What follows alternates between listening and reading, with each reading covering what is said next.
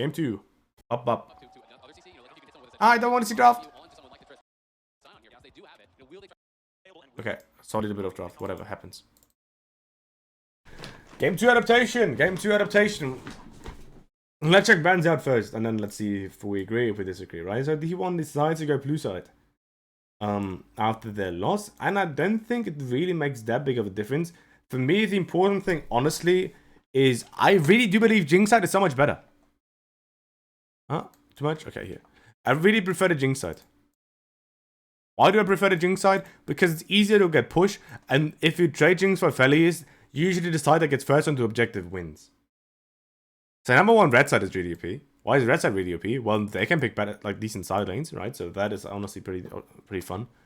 And secondly, it is all about, for me, getting this priority on mid lane later. By the way, if you're watching this on YouTube, welcome to the video and stuff, right? You probably watch Game 1 analysis. I'm a League of Legends coach. We do reviews and coaching content. Check out my Twitch, subscribe to my YouTube if you're interested in this sort of content, and let's just jump into the review, shall we? I really prefer the Jinx side. I really prefer the Jinx side. So not banning it and not fast picking it is really weird for me, in my opinion, always. Because if I see Jinx open, I'm insta-locking it. I don't really care. And I know some people like the Feli side, and I've also talked with 80 carries that honestly didn't think that Jinx was that good, but I think they're delusional, honestly. I think they're straight up delusional. Vi ban again, but this time... No, okay, no. Vi Ari ban out again. This time they ban Wukong instead of... Don't quite remember what T1 banned first game. Lucian ban again. JDG realizes how broken Annie is when it comes to these skirmishes. They ban it themselves. And then K'Sante ban, because K'Sante is a broken champion as well. Sure. I don't think I mind K'Sante B1, honestly, right? If Jinx is open and my last ban is that, I don't mind K'Sante because guys, I really like Jinx K'Sante. What can I say? I think Jinx K'Sante, Jinx Kragas, like they're all very good at 1-2s. Very, very good at 1-2s. T1 changes up the idea of how they want to play though, right? They decide to pick up Maokai. What does Maokai tell me? Well, Maokai tells me two things, right? Number one, they're going to play isolate midsection, most likely. Isolating basically just means that we're going to pick a mid lane matchup that is going to win 1v1 already. Why does it say that? Well, because Maokai, number one, really needs to get priorities to be able to set up saplings. Otherwise, this champion kind of sucks and you want to front and back. So you need to get push. So main things I always do against Maokai is counter pick mid. So his mid lane doesn't have it that easy to go for push. Or ban Tristana. Try to get Tristana. Maokai Tristana is like the only thing I'm really scared of, and to get push in bot lane. Because if I get pushed in bot lane, usually that means to get pushed later on during the game, and if Maokai is like second onto objective, this champion is significantly weaker. Also from behind, right? What do I always do if Jinx is open? I'm picking Jinx. Afterwards, you can flex any sort of carry with it. You can do Kragas flex if you want to. I think Kragas is very good. Sion pickup, I don't think is bad either. I'd just always go Jinx here. I'd always go Jinx here, JDG. Nice, good. Jinx is broken, and I like JDG's read on it. Always go Jinx. Don't get baited by these Apheli scringes. It's like Genji, right? Where they won with Jinx and then decided to just pick Aphelius. Why? What is going on in your head? Sion pick up with it, I don't think it's bad. Sion could technically be a flexer, but it's probably just going to be a top lane pick for 369. 369, an insane tank player. Sion is very good of a champion right now, either way, in my opinion, because number one, you're funneling him into Aphelios. The Zeri is like still like a kind of a pick, right? But they for sure can't go Xayah Rakan here. In my opinion, right? If you go Xayah Rakan right now, I think it's a bit cringe. I think you're creeping a little bit. So that is like part of the problem, but then again, right, instead of Sion, I prefer the K'Sante side. Don't look at my hair's really scuffed right now. So that plays part of a... That plays a role. Plus one of the advantages Sion has is that his side laning is very good. And although side laning doesn't really matter in competitive as side laning being in win condition, it enables you to get man advantage onto mid, or at least disables the enemy from doing so. And that is very powerful, especially if you already have push, right? If I have Sion, I can fix side lane. I can possibly already beat their first and possibly get man advantage by having a stronger side lane, or at the very least make it hard for you to get it. And if that means you don't get man advantage, and Jinx side usually gets push. If we usually get push, we usually get onto objective first. If we get onto objective first, we have a from the back fight. You don't. Very, very good for us. What would I do if I'm T1? I'd always go Tristana. Xayah Khan is completely fake in my opinion. I'd always go Tristana. Always. I don't like Xayah Khan side. I really don't. Skirmishing wise, it's not horrible, but I really don't prefer it. JDG is hovering Lulu here. Lulu is quite decent against it. You can look for outrange here. Just have to make sure you get enough peel. And then Kennen and Tristana. Because Kennen, from a perspective of engaging skirmishing fight, is really OP. Tristana's already out, so you don't have to necessarily ban that. And of course, please ban Tristana. Tristana is the only AD pick I care about for mid lane here. Only AD pick I care about. You might ban Gwen. Maybe they're scared of Gwen because of Sion. But please ban Tristana. Like, Kennen is fine to leave open, but please ban Tristana. Tristana's the biggest problem because it matches Jinx range. And it can match push, and then they've got double AD carry. They've got decent side lane. Tristana's just really broken when it comes to setting up front and back comms. Please ban Tristana. Please, please, please, please, please ban Tristana. Not Jace, because it's shit about Jace. Kha'Zix ban is okay. I think JDG loses because I wasn't at the game where they picked Sejuani. Well, Sejuani is decent against Xayah because of tank, like, it doesn't really matter. It's not that good for midsection. It's basically isolate via isolate. And of course, you usually win it if you have outscale, but you have to make sure you've got a good mid lane matchup then. Oh no, you can just go Tristana. Sejuani sucks against Tristana. Tristana X, you can Tristana pick any tank. You could just Tristana Kragus and you just win a game.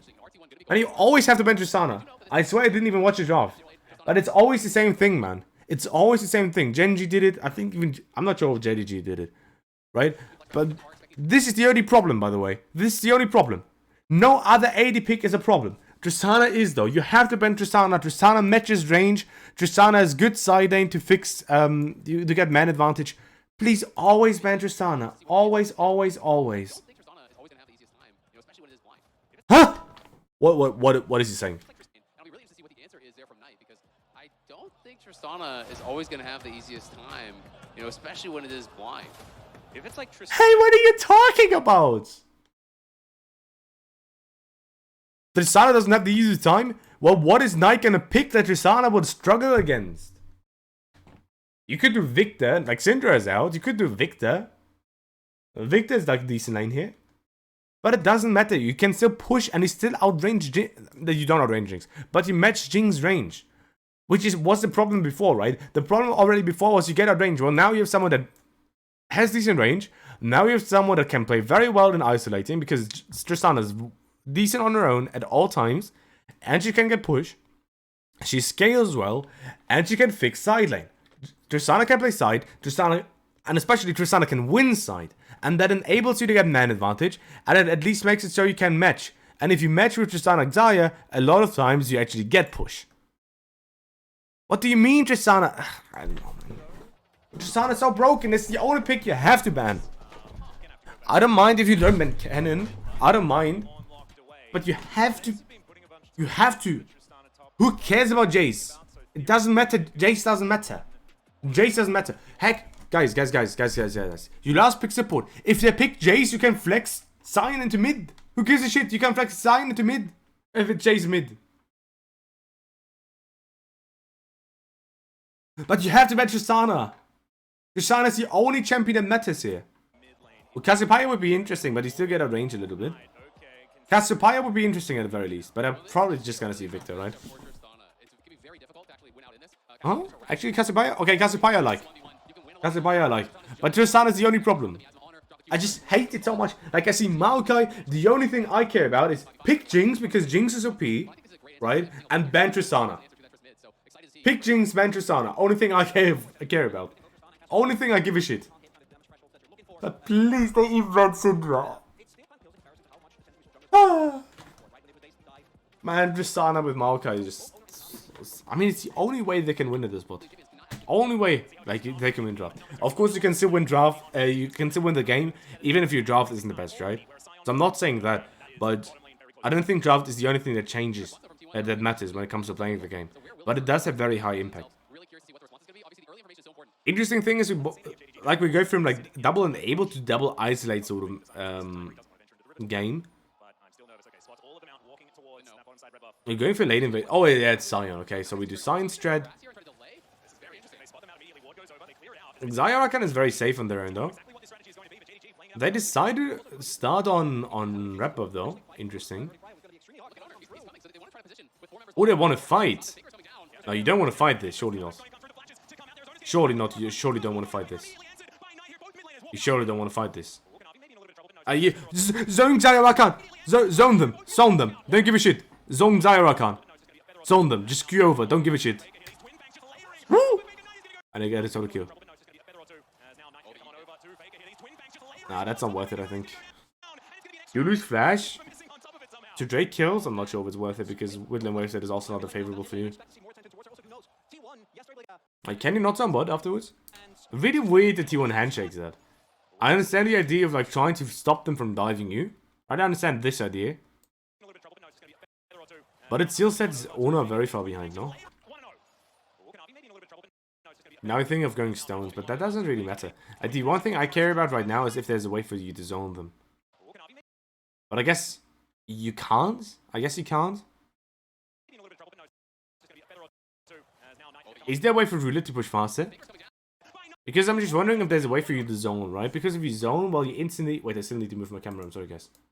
I was too tilted by Tristana, and now I was too focused on the invade. That isn't worth it.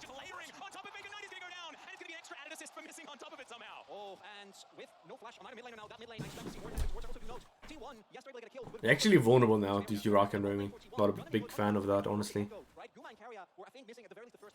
Why is Oner going bot side first? Is he scared of bot lane getting doped here? Because I don't think you have to be scared here. I really don't think you have to be scared here at all. He flashes through, lands that last win, thanks to 2 kills early to the Cassio. Not going to be feeling really happy. Yes, it is 2 kills on Faker's side. But again, I do think I really favor the Cassio in this 1v1. And the Cassio can get those scaling items in quick. Looks like he's building towards Catalyst. You know, if you can get that Roa really early, have that stacking up, it's going to become problematic. Accelerated game potentially for both of these mid lanes. Of course, Tristana does like to get to those spikes a little bit early. Oner looking for top lane, mate.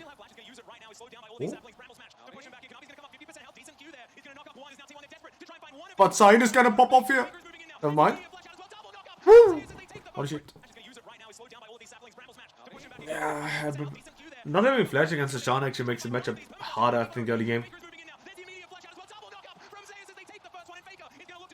No, don't tell me. Ooh, and Faker gets a kill here as well. Okay. That is such a good spot. That is such a good spot for T1 here. They lose cannon in mid, but they get the kill at least. Actually, it's not that big, but it's still very, very good. Oh, shield. Okay. It's already very crazy early game. Decided to go for top lane gank here because of the bounce. Kanavi tries to match it. Nearly try to get it. Nearly get the kill. Here, I mean, the problem is just that Faker rotates, right? Because the 2v2 you technically win. The 2v2 you technically win, you just didn't respect it in the end. Because here you just try to get him out. You should not queue in as Kanavi. Because if you don't queue in as Kanavi, like both of you survive. I mean, that 369 Dicey as well feels bad. But it was mainly Faker's rotation. Because I understand that the 2v2 you think you win it. Because you do, right? Because if Sion just dies and is passive, you can easily proxy Johnny again. Right, it's really free.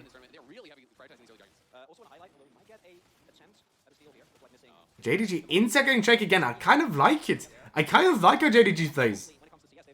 I kind of like it, honestly. Now we're just going Drake instantly again, right? You get bot side push, you just get Dragon, you get yourself stacking already. And it's Ocean and it's Cloud next Dragon, right? So unless it's Chemtech Soul, you only have good souls.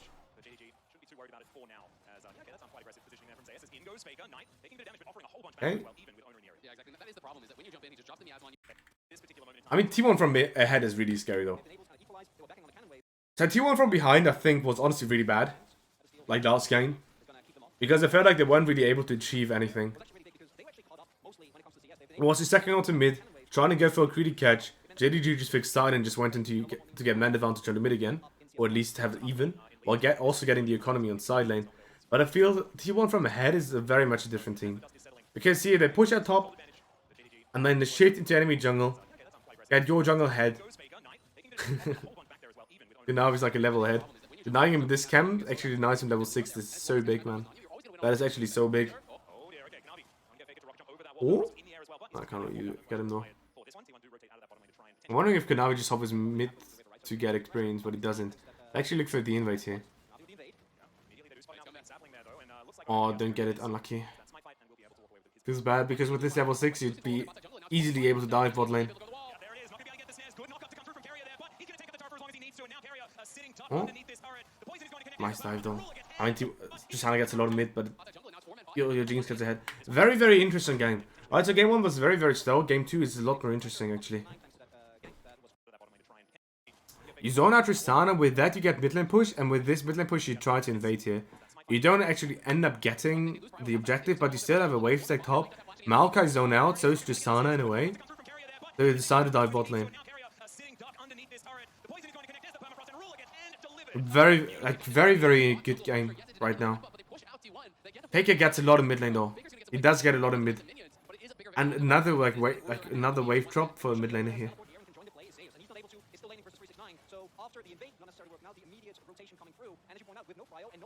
Kanavi hits level 6 on this skill?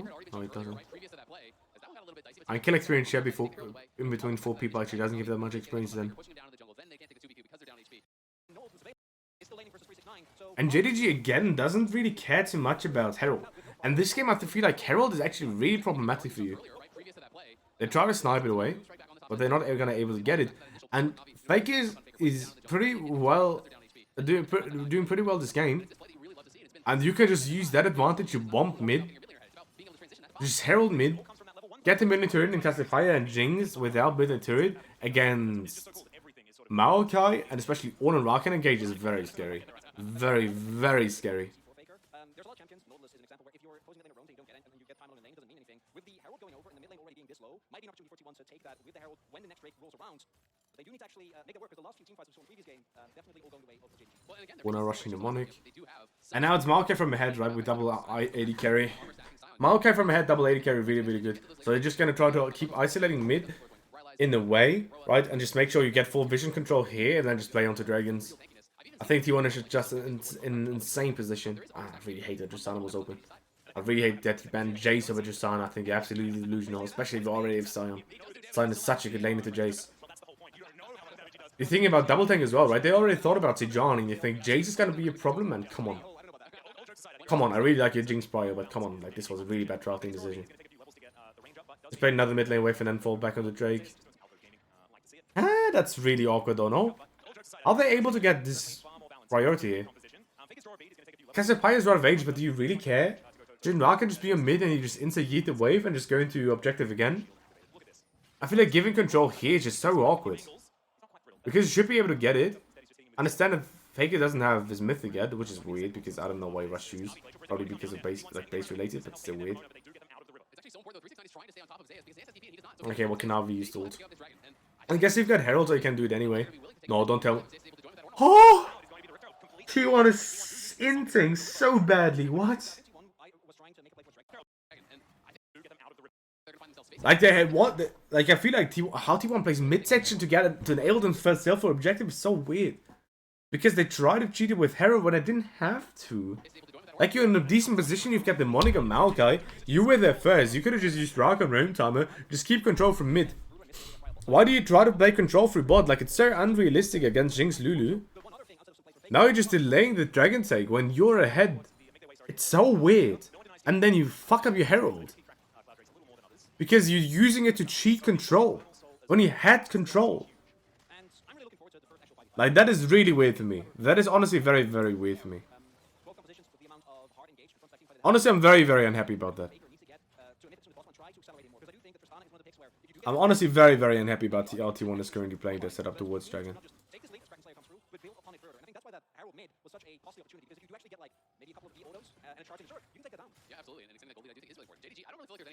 Ah, it sucks, man. It feels so bad. Because at least I get the Dragon now. But they just did it so late, they wasted Herald onto mid. So now if they don't get next Herald, like JDG is still in a good position, right? JDG without the mid lane turret has it so much harder to stack these dragons. So much harder to stack these dragons. And should you be able to get silent control? Yes, right? Should you be able to translate that into getting shove on side, get man advantage on the mid, and still get first onto objective? Well, probably yes, right? But it just makes it harder. Like with playing without mid T1 as JDG just makes the game really impossible to play. So they just match side at this point. And T1 plays control here. I understand, right? Getting Herald right now is so much more important than anything else. Why the fuck are you trying to ult Tristana, Kanavi? Why are you trying to sit Joani ult Tristana? What the heck are you doing? Oh, I feel like 369 is playing way better side than Zeus does. 369 is playing way better side than Zeus does. But it doesn't. Well, it doesn't really matter, right? As long as T1 gets Herald, that is the most important thing. Woo. Trying to snipe it again, don't get it. Unlucky.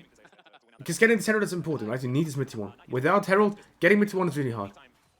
But JDG is really using these windows where T1 sends it onto mid to get their economy. T1 always sends it onto mid. JDG plays way better side lane in my opinion. And here for this case, I understand. Right, if I'm T1, I'm also sending it onto mid. Because the only thing I really care about at this point in time is getting the Herald. Getting the Herald to cheat myself priority for another mid lane wave, to get the next dragon, and to get possibly way better control of the enemy, like to just destroy the mid lane. I can't talk, I'm sorry. To destroy enemy mid lane T1 is way more important than anything else. But yeah. Oh, you use your ultimates! Okay, well that is disaster. You use Keria ult, but Keria ult is not as important as the other ultimates. I think, honestly. Because your range is not that bad. As long as you get it under your objective first, and that's what you should be able to do. I feel like 369 is playing way better when it comes to setting up than Zeus does. I know people hype up Zeus, but 369 honestly has been impressing me the most with how he gets on the side lanes and still sets a mid. But either way, the Tristana is a problem. Herald gets mid lane T1. How the fuck does JD win this fight? How does JDG win this fight? Because the way I look at it is, like, first of all, I don't understand why T1 fights on mid. Because this fight is even, right? Like, positioning wise, this fight is even. Why would you ever fight on mid when you could just Herald mid, fall back on the dragon, play zone control? Motherfuckers, you got Ornn, Maokai, Xayah, and then partly Rakan, right? All of these champions, like, these champions are so much stronger if they zone control. Why are you fighting here where the fight is even? Why are you fighting here? Why? I mean, huge Knight ult. What the? Knight is so insane, actually. And now it's really like insane team fighting again. And interesting, same thing as always, right? Of course, this fight is not as pronounced, right? But it's always like playing at a 45-degree angle, it feels like. Always like sort of a 45-degree angle. Very interesting, very, very interesting.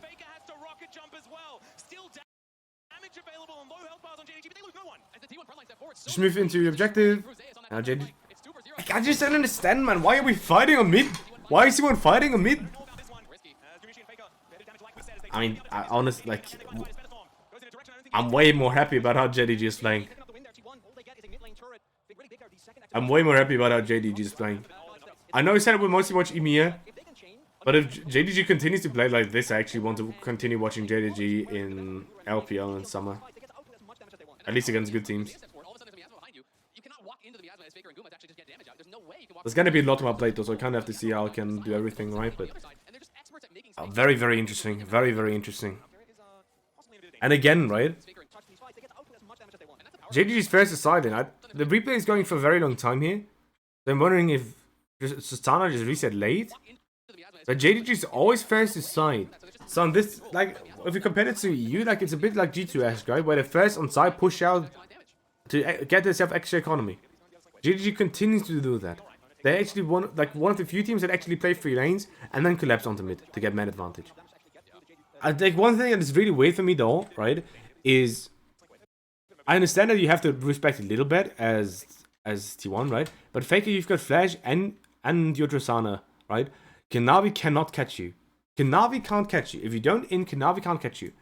One thing that is weird for me is how much T1 is hovering back onto mid when the wave is already gone. What is T1 hovering mid lane for? Why? Why is Faker leaving top to go towards mid? There's nothing to gain. Please just one-shot side and then shift towards mid so you can play next mid lane wave with man advantage. I don't understand why you do this. I don't understand. Because the way you shift, you gotta be late towards... Like, you're gonna be even at top lane again. Why? Why are you mid? What is JDG ever gonna get here? There's nothing for them to gain. There's nothing for you to gain. So just go top lane, bomb the wave, make it so that JDG possibly loses economy, and then you enable yourself to be first to move on next mid lane wave. I don't understand why T1 rotates like this. Especially Faker. I don't understand. It doesn't make any sense to me. If you're in the chat and you have any idea why T1 does it, please tell me. But I feel like right now they're handshaking when they should be able to get control on mid anyway. And of course here it doesn't make a difference. But if there's nothing for JDG to gain in mid, if there's nothing for you to gain, then for me going top lane first is the most reasonable thing. Unless you believe yourself to like that it's possible for you to get caught. But you Tristana with Flash, and the only option they have to get you is if for some reason Cassiopeia gets into W range. But you should never get into W range. If Cassiopeia is gonna walk up, you just run away.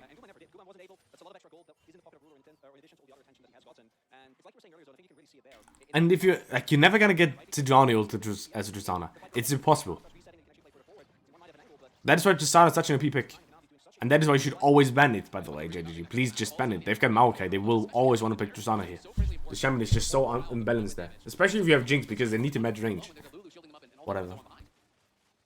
Already talked a lot about drafting. So now, they're first on the top. Push out. I mean, you can either reset, you can go towards mid. Knight also wasn't base yet, I think. Yeah, so he's just gonna match base. Which is fine. Oh. Don't have Seraph yet, no? Lucky.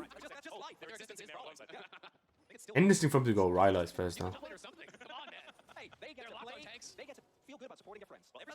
So now, this is like the first time I actually see T1 go silent first. And I'm all up for it. You get so much out of this in top lane. You get so much out of it. I don't understand why Faker resets. I don't. Because he's teleport. What is he gaining on base? He's spacing for a crit cloak. Who gives a shit? Man, just bomb the topping turret. Make them answer. If they answer the shift, you're super safe. Like, how are they ever gonna catch you? Why are you resetting for a crit cloak? Who gives a shit? I know you have extra crit damage. I don't care. Oh, you don't even... No, wait. Your LDR... Your Kraken say LDR. Why are you ever going to reset on your crit here? Why are you ever resetting on crit cloak? Who cares? Like, honestly, who cares? I know crit scales well later, right? So the later the game is, the better it is to reset on crit cloak and stuff, right? I understand that point. But I just don't see the point. Like, make them split up and then play. For me, that's way more reasonable. Because, of course, you can possibly still fight on the mid lane. But getting control of mid into shifting onto objective, into fighting when they have to come into you to get the dragon, for me just makes a lot more sense in fighting on mid. Right, so you're TPing here, you're looking for a hard engage, and I know Orn Sejani, Orn Maokai is a good combo to actually get you all through, to get a lot of value. And you should still be in a good position for the fight, possibly, but the fight is just so much harder to take. Right, it's still like a decent fight here. But why do you take this fight instead of a better fight? Why? Who cares? Well played by Oner to find the flash W into Ruler. This is all Oner. This is all Oner. Well played. My discovery fight by T1 is still really good. But come on, bros, man. Come on. Like, why do you take this fight here? I mean, if you take this fight here and then you win it, I guess you can finish. I mean, just being able to finish sounds good. I mean, you're not going to be able to finish here, right? Oh, you are? Okay, never mind. Well, then it makes sense in a way, right? If you can just straight up finish afterwards, I do see why you would do it. But you can't know, man. You can't know.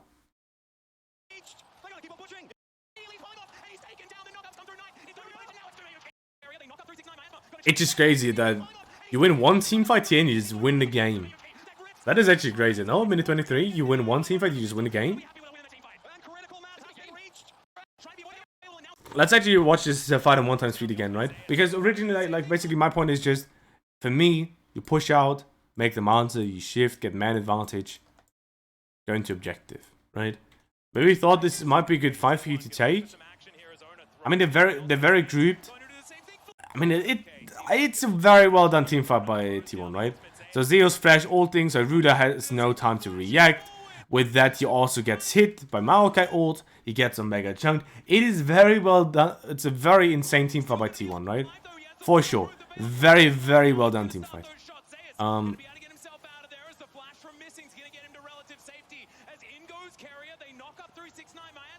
Fake is the biggest inter ever.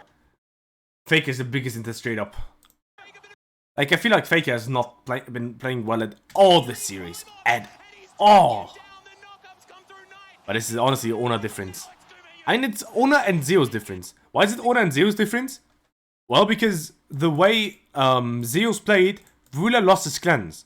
If Ruler still has his cleanse, he never gets hit by Maokai W here. And just win. Look, Keria? Why look, Keria? I mean, it's good by Keria, but this only really matters because Zeus does an insane E and Oner knocks Ruler into it. Look, Keria holding everything, yes. I mean, it's good, but it's like similar to like the last game we reviewed of when Knight popped off against BOG, right? It's good by the play individually, but it's also based on his teammates playing insanely well. Does he have everything? Yes, but he doesn't need to use anything. Like, is it good by Keria? Yes, it is good by Keria. But I feel like that's to be expected of a player at this level. I feel like if your teammates are free hitting and you don't have engage onto their backline, which is your only job as T1, as Keria, it is your job to hold everything. I understand it's a good play by him, right? But for me, this is to be expected. I feel like this is to be expected. To have this patience. Whereas Zeus getting an insane catch onto Ruler, now a nice knockup onto Knight, which only enables, like this only enables Oner to flash W. Because otherwise Ruler has cleanse, right? It's just gonna cleanse flash out, and then he can free hit again. The flash ult is just insane. Insane by Zeus. Insane.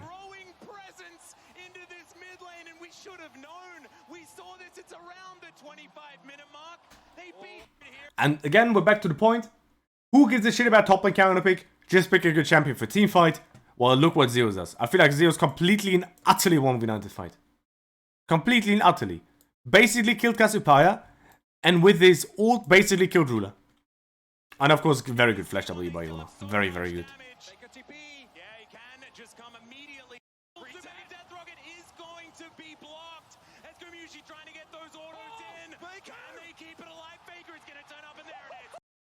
GG. GG. Okay, quick summary. Then I'm gonna take a very, very quick break, okay? Very, very, very quick break. Again, in draft. Like, guys. When you see Maokai, okay? When you see Maokai B1, they will most likely want to 80 flex pick. And most likely want an 80 pick in mid lane, okay? If you pick Jinx, and you pick Sion, and the champion you care about is Jace, well, go fuck yourself. No flame. No flame. Why? Because Jace here sucks. Jace sucks. Jace is really bad. If they pick Jace here, you've got Sion flex pick. You can always flex Sion into Jace. And even then, Jace has counters. And again, you plan to pick Sejuani here. You have double tank. You've double tank. Jace sucks. Jace sucks so badly. The only thing you care about is Tristana. You want to pick Sejuani. Well, Sejuani against Tristana sucks. You don't have any threat onto her, right? When you play mid, it is all about threat, right? Either when you play enable or isolate, right? If you play isolate, it is to have winning mid lane 1v1 so you can get pushed, right? So Cassiopeia sort of does it, but also doesn't really, right? Because it turns out Tristana can still hit the wave. Right, you can never jump in against Cassiopeia, so in this case, Cassiopeia is good. And Cassiopeia might be very good against enemy composition. No problem with Cassiopeia, but Tristana still outranges later. And Tristana also can match range against just Jinx, which is really, really important. Right, either way. Tristana is just the insane pick here. Always ban it. Tristana is the biggest problem you ever have. You know what you want to pick. Not banning Tristana is a big XD. Who gives a shit about Jace? And if you're gonna tell me you care about Zeus picking Jace, well, you've got Sion. Who cares? Sion is such a good matchup into Jace. Really interested to see what the answer. Jace top lane sucks here. Jace top sucks. Why does it suck? Because you need engage. Right, let's say they pick something different here in mid, and they pick Jace top lane. Well, now you don't have nearly enough engage against their front or back comp. They need engage. Come on, bro. Right, and when it comes to the game, I feel like the game starts very nicely by JDG with a decent invade. They don't like night flashing into trade kills when the wave set is bad, but that's a different story. I feel like the game is very interesting when it comes to using timers. Using timers in mid. Right, so timer top, timer to invade bot side here, which is partly because you chunked Tristana, but that's different. Very interesting how hard JDG prioritizes Dragon. Right, so that is pretty interesting. That is pretty cool. Cool rotation by Zeus here. Proxy into Rome. Very, very nice. It's a bounce special. Bounce usually resets. But I feel like Proxy is very underutilized by top laners. Here the invade. Very, very nice at the into dive. I feel like the series right now, honestly, is a lot of fun for me.